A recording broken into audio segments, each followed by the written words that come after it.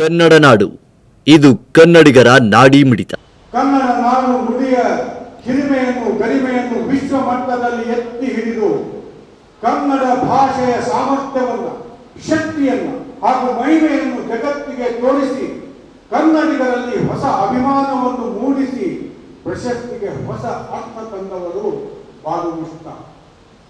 ಲೇಖಕಿ ಹಾಗೂ ಬರಹಗಾರ್ತಿಯಾಗಿ ಎಲ್ಲ ಬಗೆಯ ಕಷ್ಟಗಳನ್ನು, ಅದರಲ್ಲಿಯೂ ಒಂದೆಡೆ ಸಮುದಾಯದ ಒಳಗಿನ ಎಲ್ಲ ಕಟ್ಟುಪಾಡುಗಳನ್ನು, ಇನ್ನೊಂದೆಡೆ ಸಮಾಜದಲ್ಲಿ ಎದ್ದು ಕಾಣುವ ಅಹಿಷ್ಣುತೆಗಳನ್ನು ಸವಾಲಾಗಿ ಸ್ವೀಕರಿಸಿ ಘನತೆ ಹಾಗೂ ತಾಳ್ಮೆಯಿಂದ ಹೊಸ ಬದುಕನ್ನು ಕಟ್ಟಿಕೊಂಡವರು ಬಾಲು ಮುಷ್ತ. ಯಾವ ಹಾಡು ಹಾಡಲಿ, ಸುತ್ತಮುತ್ತ ಮನೆ ಮಠಗಳು ಹೊತ್ತಿಕೊಂಡು ಉಳಿಯುವಲ್ಲಿ ಯಾವ ಹಾಡಿನಿಂದ ನಿಮಗೆ ನೆಮ್ಮದಿ ನೀಡಲಿ? ರಾಷ್ಟ್ರಕವಿ ಟಿ.ಎಸ್. ಶಿವರುದ್ರಪ್ಪ ಅವರ ನಿಟ್ಟುಸಿರಿನ ವಿಷಾದದ ವಾತಾವರಣದಲ್ಲಿ ಈ ಎದೆಯ ಹಣತೆ ಮುಸುಕಿನ ಮಬ್ಬಿನಲ್ಲಿ ಕೈ ಹಿಡಿದು ನಡೆಸಬಲ್ಲ ಮಾನವೀಯ ಶಕ್ತಿಯನ್ನು ಹೊಂದಿದೆ ಹಾಗೂ ಹಾರ್ಟ್ ಲ್ಯಾಬ್ ಜಗತ್ತಿನ ಹೃದಯ ಬಳಕೆ ಕನ್ನಡದ ಬೆಳಕನ್ನು ಎಲ್ಲೆಡೆಯೂ ಹರಡಿಸಿದೆ ಎನ್ನುವಂತಹ 2025ನೇ ಸಾಲಿನ ಅಂತಾರಾಷ್ಟ್ರೀಯ ಬೂಕರ್ ಪ್ರಶಸ್ತಿ ಪಡೆದ ಮೊದಲನೆಯ ಕನ್ನಡದ ಲೇಖಕಿ ಬಾನು ಮುಷ್ತಾಕ್ ಅವರನ್ನು ಬಳ್ಳಾರಿಯಲ್ಲಿ ನಡೆಯುವ 88ನೇ ಅಖಿಲ ಭಾರತ ಸಾಹಿತ್ಯ ಸಮ್ಮೇಳನ ಅಧ್ಯಕ್ಷರನ್ನಾಗಿ ಕನ್ನಡ ಸಾಹಿತ್ಯ ಪರಿಷತ್ತಿನ ಕಾರ್ಯಕಾರಿ ಸಮಿತಿ ಸರ್ವಾನುಮತದಿಂದ ಆಯ್ಕೆ ಮಾಡಿದೆ. ಈ ಆಯ್ಕೆಯನ್ನು ಬಾನು ಮುಷ್ತಾಕ್ ಅವರು ಸಂತೋಷದಿಂದ ಒಪ್ಪಿ ಕನ್ನಡದ ಕೆಲಸ ನನ್ನ ಮೊದಲ ಕರ್ತವ್ಯ ಎಂದು ಹೇಳಿದ್ದಾರೆ ಎಂದು ತಮಗೆಲ್ಲರಿಗೂ ತಿಳಿಸಲು ಕನ್ನಡ ಸಾಹಿತ್ಯ ಪರಿಷತ್ತು ಅತ್ಯಂತ ಹೆಮ್ಮೆ ಪಡುತ್ತದೆ. ತಮ್ಮ ಸಾಹಿತ್ಯ ಸಾಧನೆ ಜಗತ್ತಿಗೆ ಗೊತ್ತಾಗುವಂತೆ ಪ್ರಧಾನ ಪಾತ್ರ ವಹಿಸಿದ ಶ್ರೀಮತಿ ದೀಪಾ ಬಾಸ್ತಿ ಅವರನ್ನು ಸಮ್ಮೇಳನದಲ್ಲಿ ವಿಶೇಷವಾಗಿ ಗೌರವಿಸಲು ಕಾರ್ಯಕಾರಿ ಸಮಿತಿ ನಿರ್ಣಯಿಸಿ ಎಂಬುದನ್ನು ಸಹ ತಮಗೆ ತಿಳಿಸಲು ಹರ್ಷಿಸುತ್ತೇನೆ. ನಾಡೋಜ ಡಾಕ್ಟರ್ ಮಹೇಶ್ ಜೋಶಿ ಅಧ್ಯಕ್ಷರು, ಕನ್ನಡ ಸಾಹಿತ್ಯ ಪರಿಷತ್ತು ಹಾಗೂ ಕಾರ್ಯಕಾರಿ ಸಮಿತಿಯ ಎಲ್ಲ ಸದಸ್ಯರು. ಇದನ್ನು ನಾನು ನಿಮಗೆ ಯಾಕಂದ್ರೆ ಈ ತನಾಗಿರೋದ್ರಿಂದ ನಾವು ಇದನ್ನು ಮಾಡಿದ್ದೀವಿ, ನಿಮಗೆ ವಾಟ್ಸಪ್ ಅಲ್ಲಿ ಹಾಕ್ಬಿಡ್ತೀನಿ ಅನ್ನೋ. ಇದು ನಮ್ಮ ಒಬ್ಬರಿಗೆ ನಮ್ಮ ಇನ್ಫಾರ್ಮೇಶನ್ ಡಿಪಾರ್ಟ್ಮೆಂಟ್ ಮುಖಾಂತರವಾಗಿ ನಾವು ಎಲ್ರಿಗೂ ಸಹಿತ ನಾವು ಇದನ್ನ ಹಾಕ್ತೀವಿ ಅನ್ನೋಂಥ.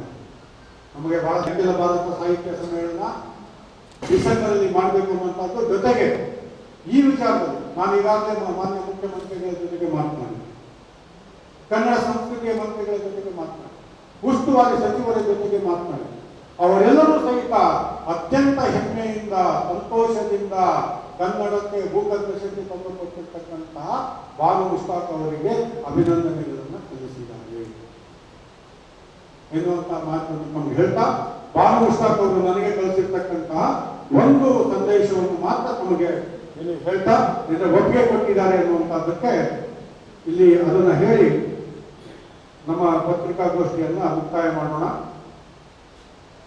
ತಮ್ಮ ಮೆಸೇಜ್ ನೋಡಿದೆ, ಸಂತೋಷ, ನನ್ನ ಒಪ್ಪಿಗೆ ಇದೆ, ಕನ್ನಡದ ಕೆಲಸ ನನ್ನ ಮೊದಲ ಕರ್ತವ್ಯ. ಇದು ಬಾಲು ಮುಷ್ತಾಕ್ ಅವರು ಕಳಿಸಿದಂತಹ ಸಂದೇಶ. ಹೌದೌದು, ಈಗ ಮಾಡಿದ್ರು.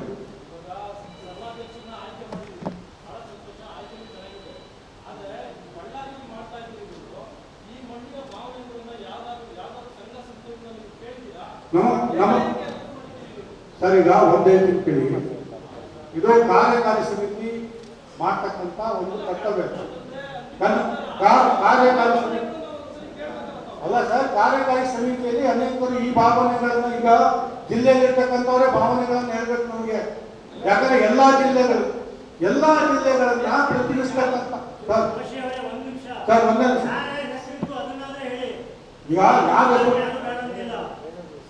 ಈಗ ನಮಗೆ ಬಂದಿರತಕ್ಕಂಥ ಹೆಸರುಗಳು ಇಲ್ಲಿ ಚರ್ಚೆ ಆಗಿರ್ತಕ್ಕಂಥ, ನಮಗೆ ಕಾರ್ಯಕಾರಿ ಸಮಿತಿ ಅತ್ಯುನ್ನತವಾಗಿರ್ತಕ್ಕಂಥ ನಿರ್ಣಯ ತೆಗೆದುಕೊಳ್ಳತಕ್ಕಂತಹ ಇದೇ ನಿರ್ಣಯ ತಗೋಬೇಕು. ಹಾಗಾಗಿ ಸರ್, ಕಾರ್ಯಕಾರಿ ಸಮಿತಿಯಲ್ಲಿ ಚರ್ಚೆ ಆದಾಗ ಖಂಡಿತವಾಗಿಯೂ ಚರ್ಚೆ ಮುಕ್ತವಾಗಿದೆ. ಹೇಮಾ ಪಟ್ಟಣಶೆಟ್ಟಿ ಮತ್ತು ವೀಣಾ ಶಾಂತೇಶ್ವರ ಮಾಲತಿ ಪಟ್ಟಣಶೆಟ್ಟಿ ಮತ್ತು ವೀಣಾ ಶಾಂತೇಶ್ವರ ಅವರು ಇಲ್ಲೇ ಇದ್ದಾರೆ. ಜೊತೆಗೆ ನಾವು ಇಲ್ಲಿ ಬಹಳ ಮುಖ್ಯವಾಗಿರ್ತಕ್ಕಂಥದ್ದು ಏನಂದ್ರೆ 88ನೇ ಅಖಿಲ ಭಾರತ ಸಾಹಿತ್ಯ ಸಮ್ಮೇಳನ ಇವತ್ತುವರೆಗೂ ಅನೇಕ ಕಡೆಯಿಂದ ಸಲಹೆಗಳು, ಸೂಚನೆಗಳು, ಶಿಫಾರಸುಗಳು ಅಂತಂದ್ರೆ ನಮ್ಮ ನಮ್ಮ ಅನಿಸಿಕೆಗಳು ಅಂತ ಹೇಳೋದ್ರಲ್ಲಿ ಇವತ್ತಿನವರೆಗೆ ಕೇವಲ 88ನೇದು 87 ಅಖಿಲ ಭಾರತ ಸಾಹಿತ್ಯ ಸಮ್ಮೇಳನದಲ್ಲಿ ಕೇವಲ 4 ಬಾರಿ ಮಹಿಳೆಯರಿಗೆ ಅವಕಾಶ ಸಿಕ್ಕಿರ್ತಕ್ಕಂಥದ್ದು. 48ನೇ ಅಖಿಲ ಭಾರತ ಸಾಹಿತ್ಯ ಸಮ್ಮೇಳನದಲ್ಲಿ ಇದು ಮಂಡ್ಯದಲ್ಲಿ ನಡೆದಿರ್ತಕ್ಕಂಥದ್ದಲ್ಲಿ ಜಯದೇವತಾಯಿ ನಿಗಾಡೆಯವರು ಸೊಲ್ಲಾಪುರನವರು ಅವರಿಗೆ ಅವಕಾಶ ಸಿಕ್ತು. 68ನೇ ಅಖಿಲ ಭಾರತ ಸಾಹಿತ್ಯ ಸಮ್ಮೇಳನ ಬಾಗಲಕೋಟೆಯಲ್ಲಿ ನಡೆದಾಗ ಶಾಂತಾದೇವಿ ಮಾಳ್ವಾಡ್ ಅವರಿಗೆ ಸಿಕ್ತು, ಅದು ಬೆಳಗಾವಿಯವರು.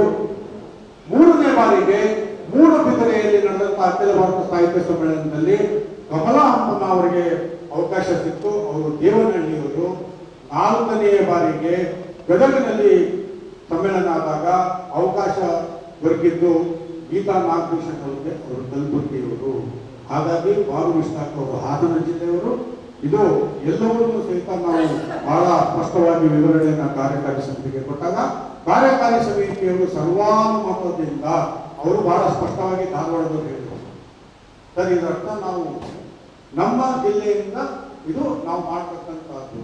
ಆದರೆ ಬಾನು ಮುಷ್ತಾಕ್ ಅವರ ಬಗ್ಗೆ ನಮಗೆ ಸಂಪೂರ್ಣವಾಗಿರ್ತಕ್ಕಂಥ ಸಹಮತಿ ಇದೆ ಅನ್ನುವಂಥದ್ದನ್ನ ಇಲ್ಲೇ ಇದ್ದಾರೆ ನಮ್ಮ ಧಾರವಾಡದ ಅಧ್ಯಕ್ಷರು, ಅವರು ಸಹಿತ ಹೇಳಿರ್ತಕ್ಕಂಥದ್ದು. ಹಾಗಾಗಿ ಸರ್ವಾನುಮತದಿಂದ ಆಯ್ಕೆಯಾಗಿರ್ತಕ್ಕಂಥದ್ದು. ಎಲ್ಲರಿಗೂ ನಮಸ್ಕಾರ.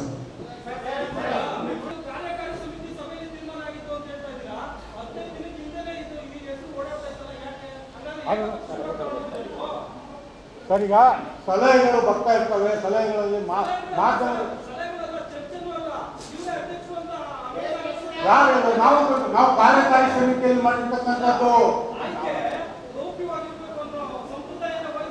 ಸರ್ ಗೌಪ್ಯವಾಗಿರ್ಬೇಕು. ನೋಡಿ, ನಾನು ಅದನ್ನೇ ಹೇಳ್ತಾ ಇರೋದು ಸರ್, ಅದನ್ನೇ ಈಗ ಇದು ಪ್ರಜಾಪ್ರಭುತ್ವದಲ್ಲಿ ಯಾರ್ಯಾರು ಯಾರ ಹೆಸರುಗಳನ್ನು ಹೇಳ್ತಾರೆ ಅದಕ್ಕೆ ಎಲ್ಲರಿಗೂ ಸಹಿತ ಸ್ವಾತಂತ್ರ್ಯ ಇದೆ. ಮಾಧ್ಯಮದವರಿಗೂ ಸ್ವಾತಂತ್ರ್ಯ ಇದೆ.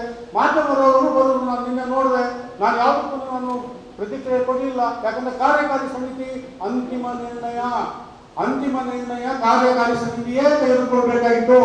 ಸಲಹೆಗಳನ್ನ ಅವರವರ ದೃಷ್ಟಿಯಲ್ಲಿ ಅವರವರು ಕೊಡ್ತಾರೆ, ಅವರು ಸಂಪೂರ್ಣ ಸ್ವಾತಂತ್ರ್ಯ ಇದೆ. ಹಾಗಾಗಿ ಸರ್ ಈಗ ಒಂದು ನಿಮಿಷ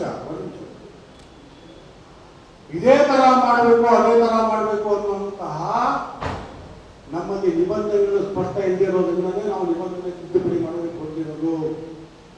ಇದೇ ನಾವು ಅದಕ್ಕೋಸ್ಕರ ನಾವು ಉದ್ದೇಶದಿಂದಾನೆ ಎಲ್ಲೆಲ್ಲಿ ಸ್ಪಷ್ಟತೆ ಇಲ್ಲ. ಹಾಗಾಗಿ ಇದಕ್ಕೋಸ್ಕರವಾಗಿ ನಾವು ತಿದ್ದುಪಡಿಯನ್ನು ಮಾಡಬೇಕು ಹೊರಟಿರ್ತಕ್ಕಂಥದ್ದು.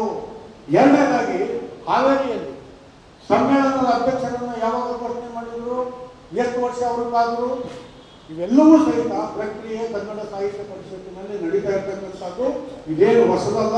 ಹಾಗಾಗಿ ಕಾರ್ಯಕಾರಿ ಸಮಿತಿಯಲ್ಲಿ ಚರ್ಚೆ ಮಾಡಿದಾಗ ನಾವು ಆಮೇಲೆ ಇನ್ನೂ ಒಂದು ಹೇಳಿದ್ವಿ, ಹೊಸ ತನವನ್ನು ತರಬೇಕಾದ್ರೆ ಕೆಲವರು ಹೋಗ್ತಾರೆ, ಕೆಲವರು ಒಪ್ಪದೇ ಇರ್ತಾರೆ. ಇದು ಪ್ರಜಾಪ್ರಭುತ್ವದಲ್ಲಿ ನಡೀತಾ ಇರ್ತಕ್ಕಂಥ ಪ್ರಕ್ರಿಯೆ. ಪ್ರಜಾಪ್ರಭುತ್ವದ ಅಡಿಯಲ್ಲಿ ನಡೀತಾ ಇರ್ತಕ್ಕಂಥ ಪ್ರಕ್ರಿಯೆ.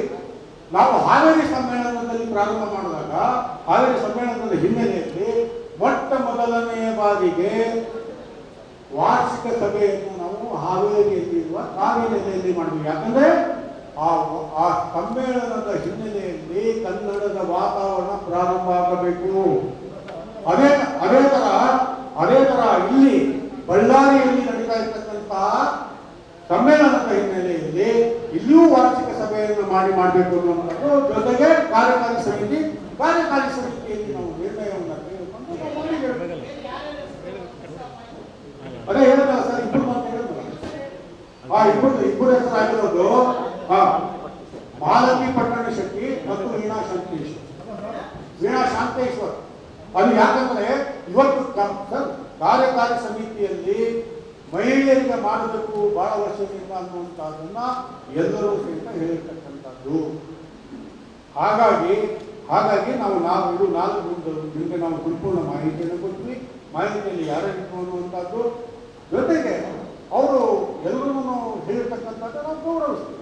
ಕಾರ್ಯಕಾರಿ ಸಮಿತಿ ಅಂತಿಮ ನಿರ್ಣಯ ಅನ್ನುವಂಥದ್ದು. ನಮಸ್ಕಾರ. ಹೇಳ್ಬಿಡ್ತೀನಿ, 1ನೇ ತಾರೀಕಿಗೆ ಉಸ್ತುವಾರಿ ಸಚಿವರು, ಜಿಲ್ಲಾ ಆಡಳಿತ, ನಾವು ಎಲ್ಲರೂ ಸಹಿತ ಬೆಂಗಳೂರಿನಲ್ಲೇ ಭೇಟಿಯಾಗ್ತಾ ಇದ್ದೀವಿ. ಮೊದಲು ಬೆಂಗಳೂರಲ್ಲಿ ಭೇಟಿಯಾಗಿ ಪೂರ್ವಭಾವಿ ಸಭೆಯನ್ನು ಭೇಟಿ ಮಾಡುವ ಸಭೆಯಲ್ಲಿ ಏನೇನು ಹೇಗಾಗಿತ್ತು, ಹಾವೇರಿಯಲ್ಲಿ ಹೇಗಾಗಿತ್ತು, ಮಂಡ್ಯದಲ್ಲಿ ಏನಾಗಿತ್ತು, ಸಾಧಕ ಬಾಧಕಗಳೇನು, ಇಲ್ಲಿ ಏನೇನು ಅನ್ನುವಂಥದ್ದನ್ನು ಚರ್ಚೆ ಮಾಡಿ ಇಲ್ಲಿ ಸಮ್ಮೇಳನ, ಇಲ್ಲಿ ಸ್ಥಳವನ್ನು ಸಹಿತ ಮಾಡಿ, ಆಮೇಲೆ ಎಲ್ಲಕ್ಕಿಂತ ಹೆಚ್ಚಿನದಾಗಿ ನಾವು, ಆಮೇಲೆ ಉಸ್ತುವಾರಿ ಸಚಿವರು, ಜಿಲ್ಲಾ ಆಡಳಿತದವರು ಎಲ್ಲರೂ ಸೇರಿ ಒಟ್ಟಿಗೆ ನಾವು ಮಾಧ್ಯಮದ ಜೊತೆಗೆ ಮಾತನಾಡ್ತೀವಿ. ಸರ್, ಈಗ ನಾನು ಹೇಳೋದಲ್ಲ, ಪೂರ್ವಭಾವಿ ಸಭೆ ನಾನು ಸೋಮವಾರ ನಮ್ಮ ಮಂತ್ರಿಗಳು ಸಾಹಿತ್ಯ ಪರಿಷತ್ಗೆ ಭೇಟಿ ಕೊಡ್ತಾ ಇದ್ದಾರೆ ಅಂತ ಹೇಳೋದಲ್ಲ.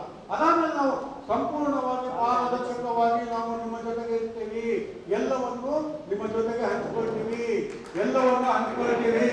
ನಮಸ್ಕಾರ.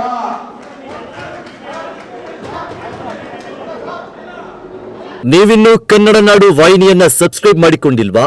ಹಾಗಾದರೆ ಈಗಲೇ ಸಬ್ಸ್ಕ್ರೈಬ್ ಮಾಡಿ, ಪಕ್ಕದಲ್ಲಿ ಕಾಣುವ ಬೆಲ್ ಐಕಾನ್ನ ಕ್ಲಿಕ್ ಮಾಡಿ ನೋಟಿಫಿಕೇಶನ್ ಪಡೆಯಿರಿ.